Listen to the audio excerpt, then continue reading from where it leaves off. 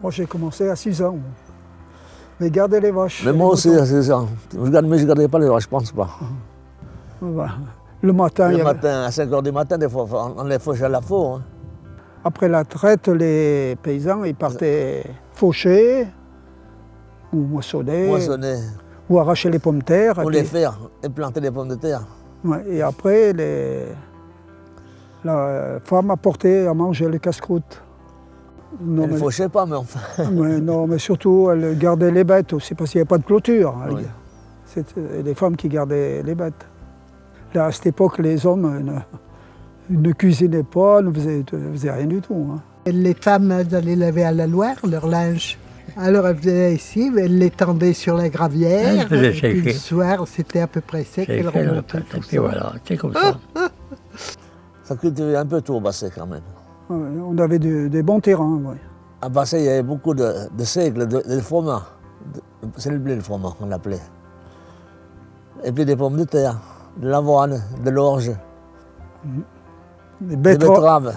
Hein? Des betteraves. Les pommes de terre. Les pommes de terre. Chaque ferme cultivait pour ça, voilà. Pour son besoin personnel. Pour nourrir ses bêtes l'hiver. Faucher à la main, moissonner à la faucille, tout à la main. Ah oui, tourner le foin à la main, les gerbes, on moissonnait tout à la main. Et après, on rentrait les gerbes dans la grange. Et l'hiver, on battait au fléau. On travaillait avec 4 vaches, 2 paires de vaches. Oui. Oui, souvent. Hein. Souvent, il fallait mettre 2 paires de vaches parce que la charrue, ça tirait. Hein. La charrue, après, c'était le Brabant. Oui.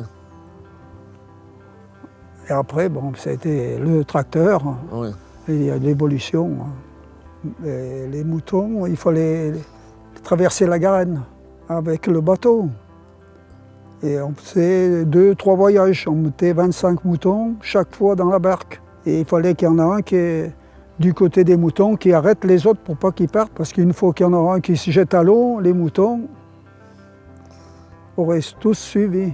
Une crue, on en a vu des crues. Alors là. Jamais aux crues, on n'a pas perdu de bêtes. Des bêtes, non. Jamais, ni des engins, non. D'abord, des engins, on n'en avait pas tellement. Hein. Non. On perdait les bateaux. Oui, ils partaient, il fallait les chercher des fois. Les rues, des fois loin. Oh, oui. On en a récupéré un une fois au REC. En 1943, on avait fait des betteraves, là, du côté de Basset. Et on faisait des silos, on mettait les betteraves pour tout l'hiver pour donner aux bêtes. Et là, la crue avait déterré le silo, elle avait emporté les betteraves un peu dans les champs. Pas de bons souvenirs. Ah oui, mais chaque crue, ça nous emportait encore du terrain de Basset. Ça creusait. Basset avait tout du bon terrain, de la Garenne, c'était tout du bon terrain. À Basset, il y a des paysans qui ont été obligés de partir à l'époque. Après, il n'y avait plus de terrain à cultiver.